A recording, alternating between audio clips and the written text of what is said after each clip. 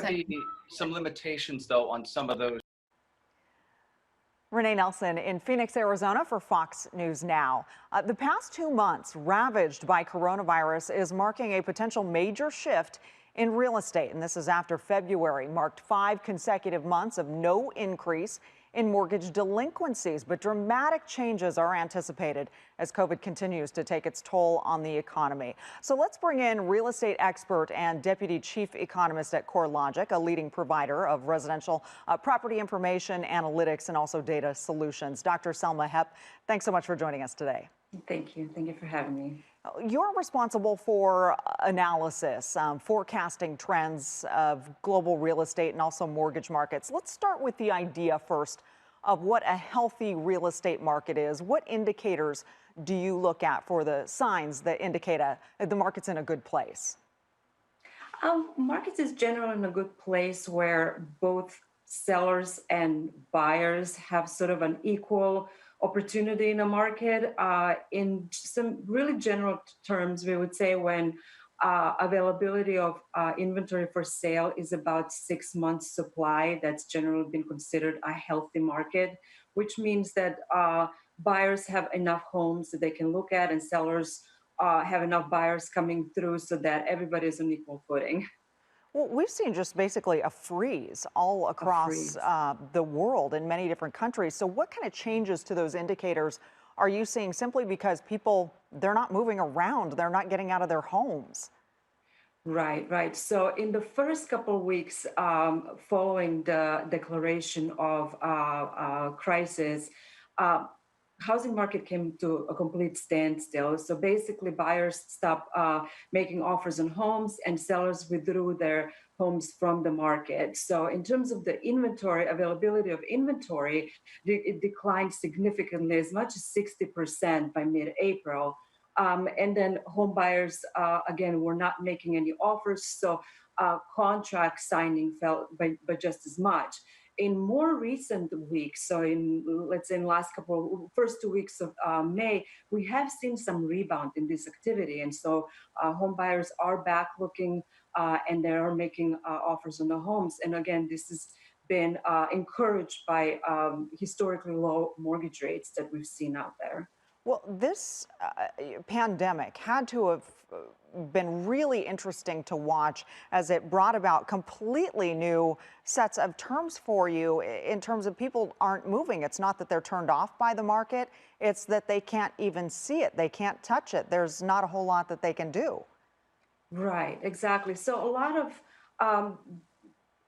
interaction in real estate community has been virtual now or digital. So closings are in a digital form, and home buyers are looking at homes via virtual or virtual tours.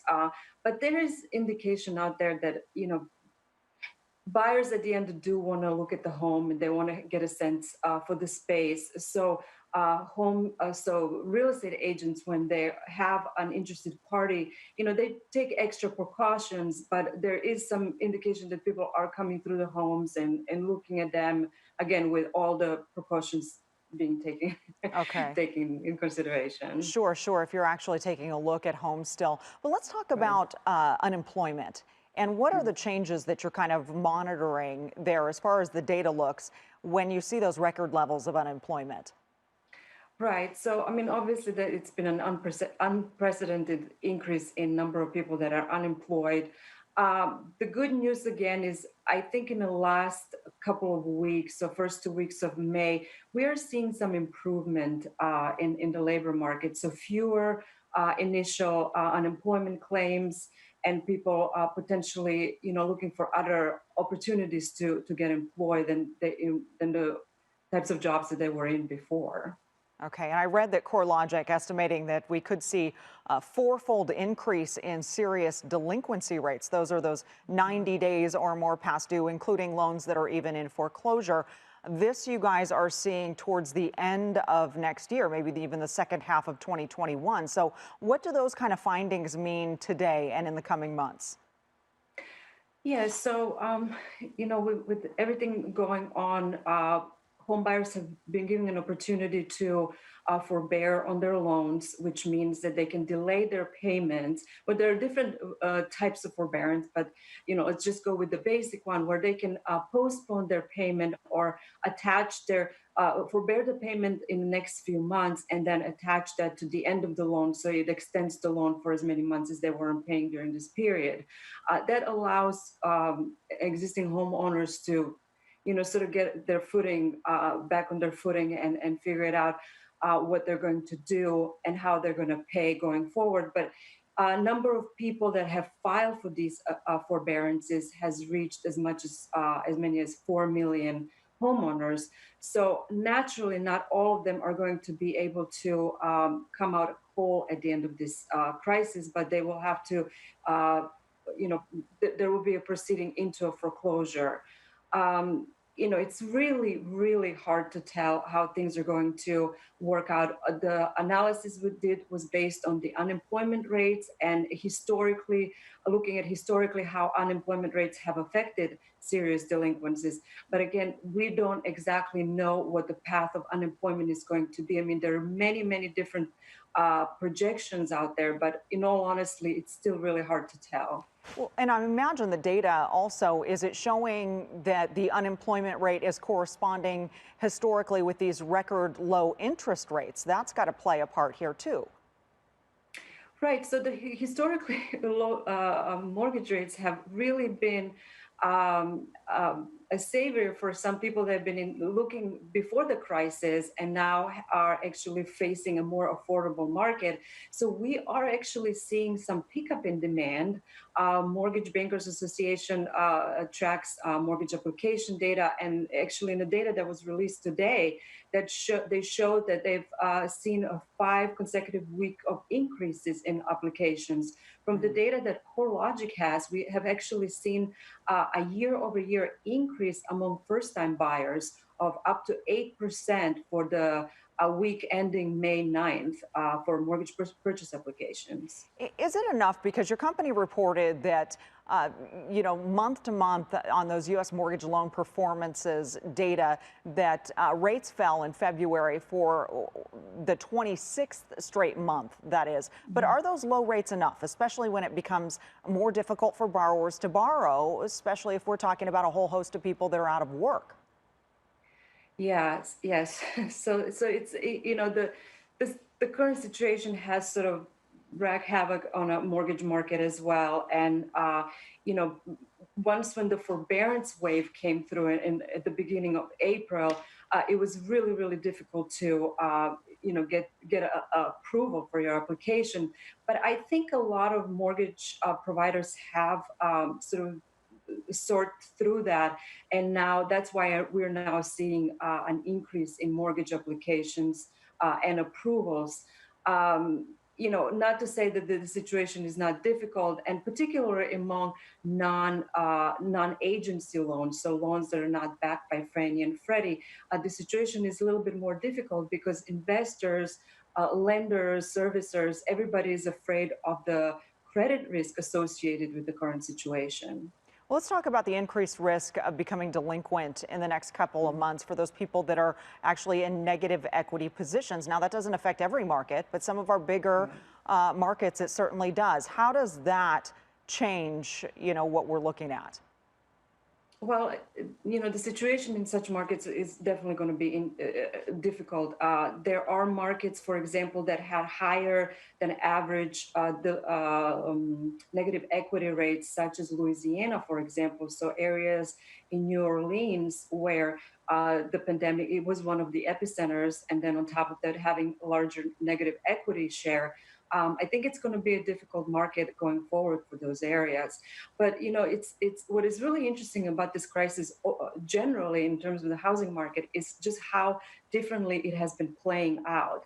In some markets, we are still seeing relatively strong activity, and projected home price growth rates into next year are still positive. And then you have the markets where it's going to be a little bit more difficult. You'll have more foreclosures.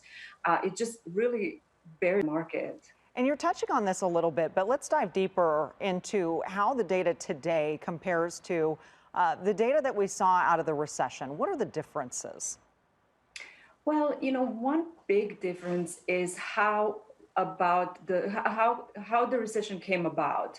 Last time it was a financial crisis. People were over leveraged. There was, when we talk about those teaser loans and subprime loans and all those type of loans and mortgage products that led to the recession, it is not the situation this time around. This time around, in fact, home owners or just generally households are in much better financial situation.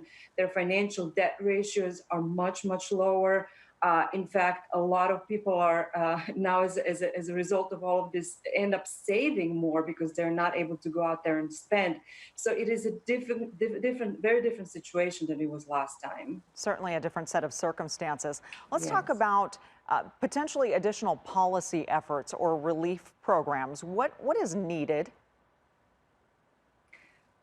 Uh, well, the part of the economic segment that I'm mostly worried about are the people that were employed in industries that suffered the most. They were anyways people that didn't have a lot of savings. There were people that were generally renters, so they were, living on a month-to-month paycheck, and so for them, moving into a different industry now, trying to find a new job, re-education, retraining, it's going to take that much longer. And so that's the segment of the population that I really am worried about. Small businesses, come under that umbrella too.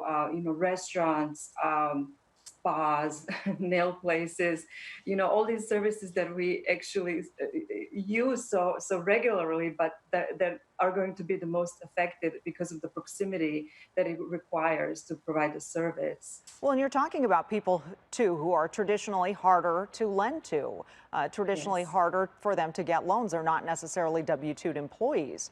But we Right. saw a whole host of relief programs that came about during the Mhm. recession. Do you anticipate any similar moves now? I think so. I mean, I think there's been a lot of proposals out there trying to help households. There's some suggestions for HARP type programs, where people are giving a relief on their mortgage interest because of the drop in mortgage interest rates. So I think there's a lot of proposals out there, but I think it's difficult now to see what makes most sense until we really have a better idea of duration of this pandemic. It is so fascinating to try and determine where things are going. But I'm going to ask, what kind of larger housing trends are you seeing right now? I think on a positive note, I think there is a lot of pent up demand. Anecdotally, we hear that, and I think the most recent couple of weeks of data is showing that as well. So I think people are standing on the sidelines waiting to, proceed with whatever they had planned prior to the crisis. The issue again is going to be how this crisis has affected the other side of the spectrum, and so I think housing market itself is in a much stronger situation for a strong bounce back than say some other sectors of the economy. Well, nothing like your own four walls and being stuck within them for a prolonged period of time to maybe make you want a different set of four Yes. walls anyways. Let's talk a little bit about the mortgage market specifically. What kind of adjustments are you anticipating coming there? Well, I think the most obvious one, and I think it's already visible in the data, is this flight from credit risk. So the availability of mortgage products for people that are not necessarily in top FICO score tiers or self-employed or are looking for loans that are outside of agency loan limits, I think are going to be difficult to find. So there are definitely parts of the country that will have more difficult time getting the mortgage products. So hence, sales activity is going to be slower as a result. But I think at the end, it's going to depend on the labor markets. If the labor markets bounce back strongly in some markets, um, that will naturally lend itself to a better mortgage environment, because hence the home prices may be rebounding strongly. So it really depends from market to market, and it all boils down to the labor market. Okay, let's touch on rents a little bit too. Corelogic reported national rent price growth flattened in March. This was after 3 consecutive months of acceleration. Now it's expected to continue to cool as we see those unemployment rates climb. What trends are you anticipating in the rental market specifically? Yes, rental markets is a little bit more difficult one, because again of the population that is populating these rental units, and so depending on how they are able to recover their lost wages, I think there is going to be some slowdown in the rental market. People may stay in place. We do anticipate potentially some changes in the preferences among renters. So because of the question around density and the impact in a pandemic, I think people may be looking for rental spaces that are not in as dense areas. Maybe they are looking for single family as opposed to high-rise buildings. So I think we may see some shifting in terms of urban structures. But demand, I think it's still going to be there. I just think that there's going to be a few months, or maybe 6 months to a year, of shifting of preferences. Got it. So many shifts coming from Yes. this pandemic as well, but Corelogic definitely at the forefront of compiling all of that data and all of the changes in the real estate market. Selma Hepp, Dr. Selma Hepp, thank you so much with Corelogic. Where can people go to learn more? Corelogic.com. Fantastic. I find myself there an awful lot. Thank you so much for your time today. Thank you. And for Fox Thank you so News much. Now, I'm Renee Nelson. Thank you.